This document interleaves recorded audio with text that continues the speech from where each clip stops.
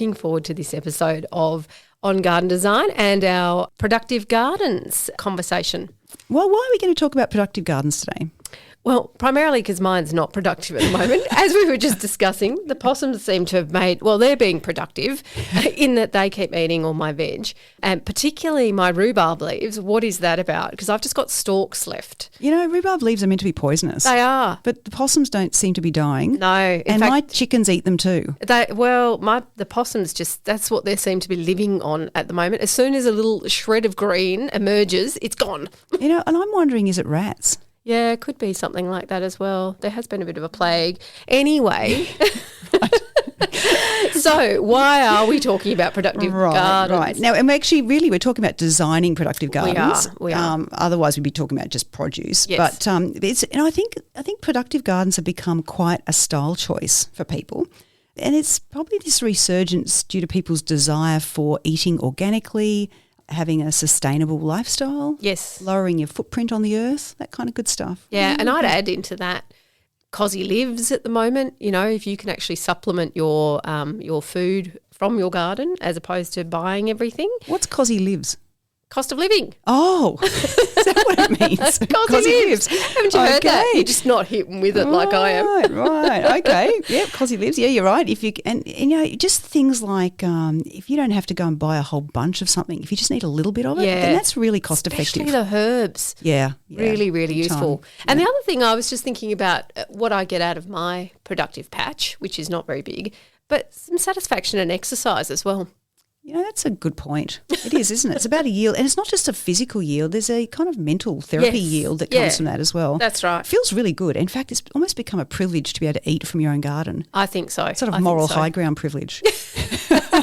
Yeah, and from the sustainability perspective as well. So what are we talking about when we talk about a productive garden? Yeah, well, I'd say it's a garden that's dedicated to producing fruit. Vegetables, herbs, spices, that kind of thing. So producing food, that's really what I mean. Yeah. You know, and that can also include having chickens and ducks and poultry that's producing eggs for the purpose of food. Yeah, I agree. So it can be any mix of those things or it could be one or the other. Yes. So for me, because I was just thinking, like I have a handkerchief, sized veggie patch, but, a productive garden can also be a massive market garden, or it could be an orchard, or it could actually be edibles spread through your normal garden. Yeah, or it's just a raised planter on a balcony. Yes, yeah, exactly. So it comes in all shapes and sizes, and that's going to be important when we have our design discussion about kind of what does the style of productive garden look like? Yes, yeah, absolutely. Because it really isn't one particular style because it's really dominated by the elements. Yeah. So it's dominated by your situation, your garden space, your orientation to the sun. I totally agree. And I also think it's a bit about what do you want from your productive garden? Does it need to be aesthetically pleasing or is it just about being utilitarian? Do you want to attract wildlife like our possums and potentially our rats? Does that matter to you? And as you say, the space and environment you've got available, but also maintenance and whether you really want to put the effort in. All of those things are, I guess, critical elements of what you want in your productive garden or what you want it to be. That probably comes down to that idea that good design for a productive garden enhances your experience. So if you really think about what it is that you want to achieve out of your productive garden, your experience is enhanced by things like efficiency, like having compost bins in the right place and having good sized paths that you can push your wheelbarrow on, not having steps where you need to have wheels to go across. And then this idea of how aesthetic is it, and do you want it sort of front and centre, or is it, when it goes to fallow, do you want to sort of hide it away a bit? Yeah, that's right. So all that design aspect. Absolutely. And I was even thinking proximity to house. Mine is at the back of my garden. And, on a cold winter's evening when I just wanted to pop out to get herbs, I think twice. Yeah, you think I can do without that. Yeah, that's right. Yeah, but then again, when you're at that end of season, it's all looking really scrappy or it goes fallow and then you're sort of just doing a kind of rejuvenating a garden bed, you're happy not to see nice and hidden. That's absolutely right. And I'd say that's a key consideration if you're worried about the aesthetic. Yes, yeah, great. Totally. Well, you're listening to On Garden Design with Fleur and Sachi, long-time friends and second career garden designers. So if you want to continue to listen to us, you can find us on Spotify, Apple Podcasts, or wherever you get your podcasts. Give us a follow and you'll help other people find us too. That sounds great. So let's get back into our discussion on designing a productive garden. Let's get into the kind of how. How do we do this, Such? Good question. Let's start with layout maybe and sort of the foundations to what you want. Where would you start for a productive garden? Well, see, I think of productive gardens as quite practical. And sort of the first thing to my mind is accessibility. So therefore I think of a sort of a typically zoned or geometric layout. I think that's kind of practical for access as well as maintenance. But I think it depends on what your garden is like. And like we were just saying, where is that spot that you might have available for a productive garden? And is the rest of your garden all circular? Do you then want to have something that's rectilinear in, your veggie or your productive area that might clash with what else is in your garden? So for me, the layout is very much a proximity, as you say, accessibility, but then it's also thinking about, well, what actually works? Can you hide it behind a screen, or do you have some way of tucking it behind some things, or do you actually need to blend it with the rest of your garden? Yeah, and I suppose also what we're thinking is maybe we're assuming that gardens have a section that's dedicated to productivity. Maybe, this is about designing a productive garden that is where your garden is all about productivity. Yes. So, so then we'd have to sort of look at zones and you'd say, well, where's the really sunny spaces? Where's it quite protected? And that might be where, at least a minimum 6 hours of sunlight a day is where you want to then lay out your veggie gardens. That's right. Whereas something like an orchard, that could be in an area that, as long as it gets a lot of summer sun, in winter it probably doesn't need too much sun at all because most of things are deciduous. Or if it's a citrus grove, you might be wanting to think about, if you're in a frosty area, somewhere that's a bit frost protected for winter, because they obviously don't do so well in those things. So it really depends on what you want to plant. Yes. And I'm also thinking though, you might not have a zone. You might want to incorporate some productive elements into your existing garden. So you might have a fence or a brick wall where you want to espalier some trees, for instance, fruit trees to give you some produce. But actually, it's not going to be, and it's going to be incorporated into garden design rather than having a specific zone which is all about production. Yeah.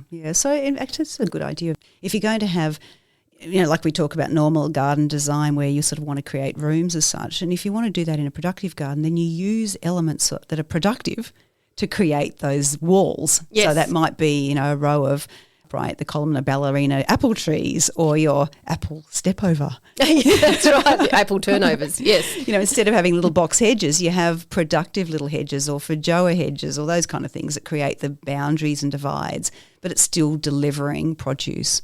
And you might even want to do something like some companion planting and put your garlic under your roses, for instance. Ah, yes. Where, if you have a particularly nicely drained and hot area, that garlic's going to do very well. So thinking about those things as well, or peppering some herbs through your garden beds. Like, for instance, rosemary can look really nice. You can do some topiary with it, but it can then also serve some productive purposes. Yeah, definitely.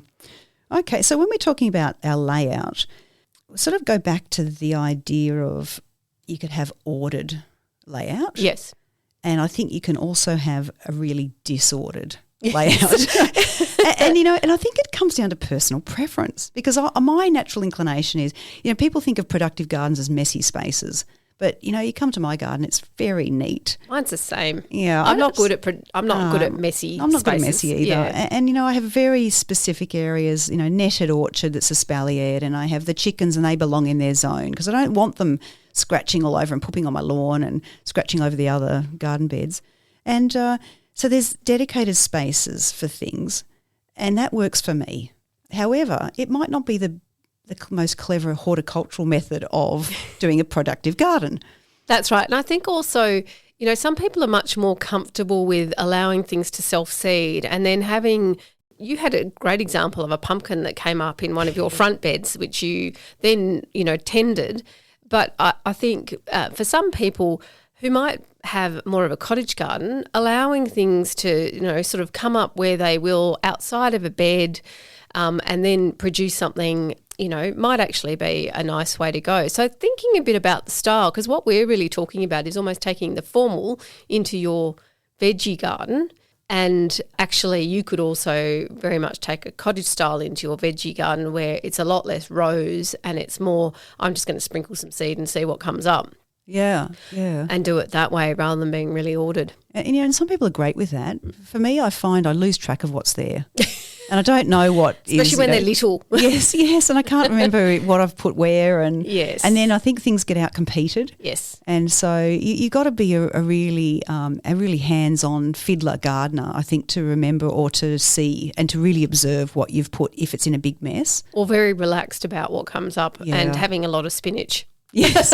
At some point. Yes, that's true, which is not a bad thing. I have to say spinach goes with everything. It does. Yeah. And you can freeze it nicely too. Yeah. But so some of the things, though, in terms of very practical elements for layout and the things that I would always consider for a productive garden, raised beds. Yeah. And particularly as you get older, limiting the amount of bending down and, and the pressure on your lower back in particular. So that would be something I would be looking at. Yeah. And also the depth of your beds. Yes. So that you can actually access them really easily and that you're not reaching beyond or having to balance on a little stepper in the middle of a bed to get to the back of it. That kind of thing is really important. So rule of thumb for me is no wider than 1.5 metres. I'd say even 1.2, but if you can get right around the bed, then you could do a 1.5. Yeah, that's right. So I think it's about how much do you actually have to bend forward to get things. Yeah.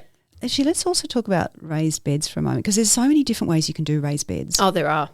So while we're on raised garden beds, let's talk a bit more about materials because they are pretty critical in a productive garden. Yeah, absolutely. Probably the first one to be aware of is the timber and what sort of selection of timber. So you want anything that hasn't been treated. Yes. And I think my go-to is the cypress pine. It's a hardwood, untreated. Yeah, and I think as a general rule, you just want to be thinking about nothing that has toxic materials in it that's going to then potentially be taken up by your plants. So if you're repurposing materials, be really conscious of while it might have been fine for the purpose it was previously used, it might actually react differently in the outdoor environment with the sun and water on it. It's a lot harsher and it might make things break down in a way that they weren't intended when they were first produced. Yeah, that's a really good point. So, we often see the use of concrete, like concrete tanks. So we'll see steel, weathered steel or like metal, aluminium type of garden beds and even some sort of plastics like the food grade plastics. So just be really aware and conscious about your choices and what you're using and just look into it to make sure it doesn't leach anything into your soil because what your edibles are growing in will end up in you. In you, that's exactly right. And if you're trying for the organic, that really defeats the purpose, doesn't it? Yeah, it does. It does. You don't want to be poisoning yourself. No. So let's talk about vertical structures in a productive garden because they are a critical part of, and almost if you have limited space, which most of us obviously will have, not everyone has a market garden option, the vertical garden is the vertical structure is something that can really maximise what you do. Yeah. Well, the trellises just give you so much more growing space. And this is where you can, those big, the big real estate users like your pumpkins and zucchinis and gourds, beans, they need a trellis to climb up and they do really well. They do. And they mean that you've got then more space around. And in fact, as we were talking before, the idea of having even a trellis that might go between two garden beds over your path so that you're making that area much more productive as well is a really neat one to do if you've got that kind of space. Yeah, not just practical. I think it looks good. Yes, true. Yeah. And it adds that vertical height that we're always talking about in design. Yeah. That stops everything from looking like it's a bit mono, flat. And in the same vein, using obelisks or if you get a whole lot of old branches, sticks or whatever, and you tie them up into a teepee form, and that can be for your, climbers for beans, tomatoes, the like, but they just look really good when there's not anything on them either. They actually create some sort of sculptural or structural interest in the garden when you don't have the climbers there. And I think that's what you've got to look at from a designer's perspective is how does my productive garden look good even when I'm between crops? Yeah, that's right. And I'd actually say some of the evergreen productive trees and things can be used as well, whether they're espaliered or they might be as you've talked about, the columnar apples yeah. exactly, which don't take as much space. Bay trees, they look fantastic They when do. they're topiarised. That's right. So thinking about how do you actually bring some of that structure in so that when all the harvestables and the annuals go, that you've got something that remains and keeps your garden hanging together. Another consideration in structures when we're designing these gardens is to think about future-proofing it. So if you build in frames around your productive spaces where you can add a net, you can cage it in, then that will just save you so much grief down the track. Absolutely. If I had my day again, I would be putting something that covers my garden because it just stops those possum marauders. And then if you've got something that you can drape a net over and stops, say, the cabbage whites coming in and decimating, your brassicas in that season, I would actually say that's a really good thing to do. And again, it provides that structure in the garden. You can actually make them look quite nice. They can then have ornamentals growing up them as well, like nasturtiums and that kind of thing too, which is good companion planting also. And I just want to make a note for those who are balcony gardening or gardening in a townhouse which has a concrete ground or something like that is use of wicking beds and raised planters that have that reservoir built into them so that the water isn't spilling out. You get a contained, it's just a sort of a neat space. But a lot of these wicking beds come with frames. So they'll have like a trellis system. They also have a netting frame. And so if you're just like a small space gardener, then have a look at those systems because there's some really good ones out there and it's just, you can buy them all with the accessories and it just keeps it neat and tidy. It's a great idea. So the other thing I'd actually add to this sort of the structural and vertical elements is your glass house. Oh, I love a glass house. I think they can look fantastic, but they can also look very neglected. So really thinking about how you might use a glass house and whether it's something that is important for you, because they can be fantastic for if you're a seed raiser and you want to get a head start before the growing season, but also using it to overwinter some of those perhaps frost-sensitive species as well that you might want to be nurturing in your productive garden. Yeah, that's a great idea. And, I think a glasshouse is quite a romantic feature. Like it's a really attractive. I mean, my glasshouse, it's not a particularly productive space. It's probably a bit small. It doesn't have the airflow that I think you need in a glasshouse.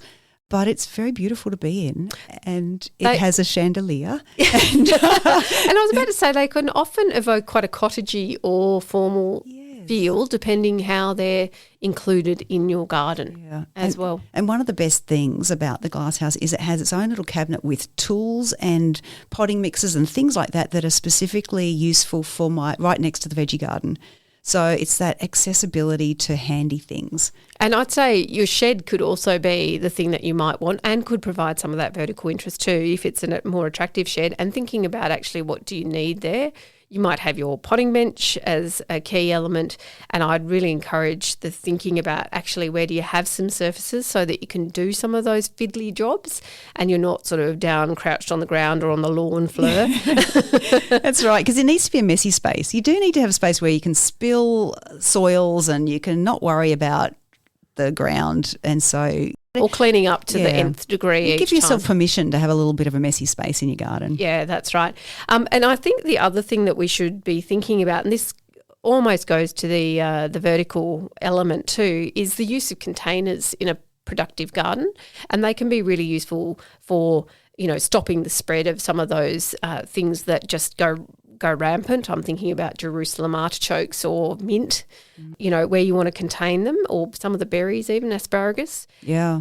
So thinking about how you might use containers to do that, but also you might want to include some of the things that you want to overwinter in your glasshouse in a container so that you can move them around as you need to in your garden. And that makes me think of that open garden we went to visit in Pielago, and there was a grid-like system, and between the grid was formed by I think maybe two width brick pattern, and inside each of the grids was a different herb. Like a checkerboard. Like a checkerboard, that's it. That's a great way to think of it. And so you could actually walk between the checkerboard. There might have been 20 squares or 25 squares, and it was all dedicated to different herbs. And so it was just a great way to keep the herbs separate, to be able to access them, And it actually looked really neat too. It did. I'll it was post a picture. Nice little feature. Yeah. Absolutely. That sounds great. So let's have a quick chat about the plants that you might want to be, or how you might want to be thinking about plants for your productive garden. Yeah. Well, the first thing I always say to clients is really choose plants that you're going to, as a family, you eat. So, and also think about the capacity. That's right. So, how the 12 much is zucchini too much? plants from the Ponnet. That's it. Because, it's really, I've spent time to, think, I'm going to have eggplants this year and capsicum, and they take up a lot of space, and you might get one or two or just such a small crop that I think I put all that energy into a very expensive eggplant or a very expensive capsicum at the end of the day. That Whereas is very things true. like silver beet, I can get abundance and it's quick and easy and I don't have to fuss about it. And so I think you just look at, well, what does my family eat? How much is too much or how much is not enough? Because you really want to be able to, and also sequentially growing. So you're planting things throughout the year, anticipating when it's going to come to harvest. And if you have those things that have actually shorter growing times, that you're not planting them all at once so that you get a plethora of radishes, but actually you do a crop now, you might do another one in a couple of weeks so that you have this rolling series of crops coming through. And there's a lot of forgiving crops like that, but the one that isn't forgiving that is a must-have, I think, in their garden is a garlic. Yes. For us in Australia, us in Canberra, it has to be planted around about Anzac Day, which is in April, and it gets harvested around about Christmas, yeah. That's the kind of rule. That's just the way garlic works around here. It is. That's the garlic trick for Canberra. The other thing I would also say is because or productive gardens can be really high maintenance. There's a lot of inputs. There's a lot of fussing. There's a lot of planting. There's moving. There's harvesting. So you don't have to have a productive garden that is really high maintenance. So if you perhaps wanted just a few things scattered throughout your garden, you could go for some citrus, you could go for some herbs. So really thinking about the things that are going to work for you and your level of, focus and attention to something like a productive garden. Orchards, you'll be pruning all the time. You'll be spraying potentially as well. You'll be managing pests and, the birds and the possums and everything else.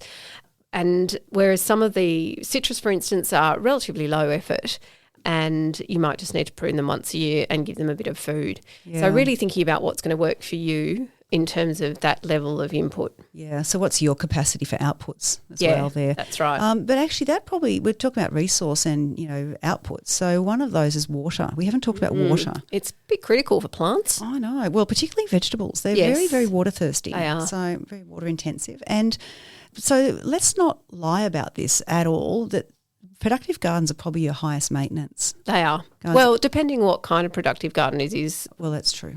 So if you just have a little herb patch, it's not going to be as high maintenance, or you just have your citrus, that's not going to be as high maintenance. That's why I'm saying you really need to think about what it is that you want and what your capacity for tending to it is. Yeah. But water, so what are the considerations that you would always think about when you're designing a garden? Yeah, so I think this is where it's good to think at the design stage is where are the taps? What's my proximity to water? When I put in an irrigation system right up front so I can go away and I can press the button. Yes. And, because really water the vegetables and fruit trees do very well on very regular watering. So irregular watering causes things like blossom end rot on your tomatoes, and your fruit doesn't thrive and your lemons get all dry. So it's about regular. So I would look at irrigation. I'd look at where your tanks are, look catchments, how you can best use water in like wicking bed systems, and just smart water-wise techniques right from the get-go. I think that's right. And that then actually deals with a lot of the maintenance issues as well, rather than feeling like you have to go out every evening and do some watering. With a watering can. That's right, because that can be really time-consuming. So I think we're probably wrapping up. We're getting towards the end here. That's right. So have you got some last things that you want to just challenge us with? I have questions. I always throw questions at you. So That's right. So as we're working through this one, I think what we've been describing in terms of the design elements has been a lot like a cottage garden. It's got that sort of forgiving nature and that sort of potential chaos and the seasonal aspect of it. What makes this different from a cottage garden? The thing that comes to my mind is probably that you really need to be a bit more planned with your vegetable patch, because you are really thinking about crop rotation. You're thinking about your layout really carefully so it's accessible and it's easy to manage, it's easy to maintain. A proximity to some of the things, like you might want your compost nearby, you need your water nearby, do you need your shed nearby, do you need to have a glass house? Those things are not so important, obviously, for a cottage garden, but I think there are some real strong similarities as well. There's a peak productive season like you might have in spring with your cottage garden where your flowers go ballistic. But there is you could almost combine a cottage garden with your vegetable patch, because there is the self-seeding element, there's the pollinators coming in, there's the companion planting, all of those things. What do you think? I agree with you. There's a lot of similarities, and I think that's why cottage and productive often go well together, but particularly the bringing in the pollinators. So that's the benefit about a cottage garden is and I think it's Millie from Gardening Australia, and she did a segment on for every 5 productive plants in your veggie patch you grow, you should plant 1 flower as well. Oh, that's really neat. And there's a lot of companion planting flowers. I always put nasturtiums and marigolds in my garden. Yep, they're great. And they're also, they're great because they have a effect of, scaring off the aphids or something. Nematodes for the marigolds, I'm pretty sure. Can't remember the nasturtiums, but they're good for something. Yeah, integrated pest management. That's what I was trying to think of. That's a technical term for scaring off the aphids. Okay, now other questions for you. So what can actually go wrong in implementing this style? So how can you do productive gardens badly? Well, for me, it's just about not actually thinking about your water requirements or your light requirements. They need a lot of light. And then thinking about the effort you want to put in, because they can end up looking like barren wastelands if you're not actually tending to them pretty frequently. How about you? Yeah.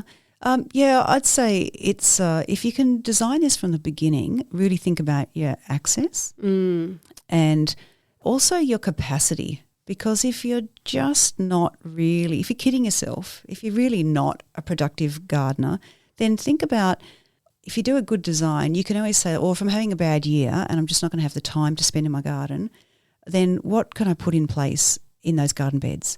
So there's always something, it always gives you a little bit of a capacity to put in some annuals or put in some, and have some staples in there, so like evergreens that are low maintenance. And that will sort of hold the whole thing together, give it some structure. And right. Things you've talked about there, like the citrus, bays. Herbs. Yep, absolutely. And in fact, the other thing is, if you really don't like veggies, why would you be growing them? Yes, some people actually just don't like sort of picking and harvesting. Right. And dealing with the crop. Yeah, that's right. Yeah. It can be challenging. Yeah. I can relate to that. And if my children saw the aphids that I shook out of the broccoli and before I served it, they would never go there, but I just quite quietly do that because I don't mind having a few in my extra broccoli. Protein. Yeah, but they would be horrified. They would, yes. That's very true. My last question for you, what are your go-tos? What do you always have that's edible growing in your garden? So for me, it's rocket, herbs, rhubarb when the possums aren't taking most of it, and garlic. How about you? That's good staples. They're very good staples. Oh, and also your lemons in yours too. Oh, lemons, of course. Lemons citrus. are fantastic. Yes. Well, I'd say for me... You don't need to grow lemons because I grow them for you. That's right. There you go, friends for life. Yeah, that's right. That's the idea of community trading. You grow lemons, I grow something else. Yes. So for me, I'd say it's carrots. I do like having a run of a constant stream of carrots because they can be planted any time of year. Yes. So they're constantly going. Very helpful. That's a sequential thing. Silver beet's our go-to. Always love silver beet, goes in everything. Don't think the children realise. Rhubarb's a good one. But I'd say my real go-to is spring onions. I just love having a constant supply of spring onions. And you know that trick where you just cut them off and you don't pull them out, and then they just grow back again. That's very handy. It's constant, yeah. And the other one, of course, is part of productive gardens. I know my bees have been a little bit lazy recently, but having a supply of honey. Of course, you've got the one. Yeah, that's right. That's a nice one to build in if you've got the space. If you've got the space and if you've got the, the capacity, because you've got to look after them. You've got to keep bees. Absolutely. So that's one that people might be interested in looking into. It is indeed. Now I'm going to leave everyone with a meme that I found on social media the other day. Give a man a fish, he eats for a day. teach a woman to garden and the whole neighbourhood gets zucchini. I think that's one to end on. That just sums it up. It sure does. It sure does. It's been great talking today. And don't forget, you can find us on Spotify, Apple Podcasts, or wherever you get your podcasts. Follow us so that you can hear the next episode, and other people can find us as well once you follow. Sounds great. And if you enjoyed having the discussion with us today, buy us a coffee. You can go to ko-fi.com, and we just love getting a coffee from you and also love your comments. So please keep them coming. Sounds great. Thanks for listening. See you later.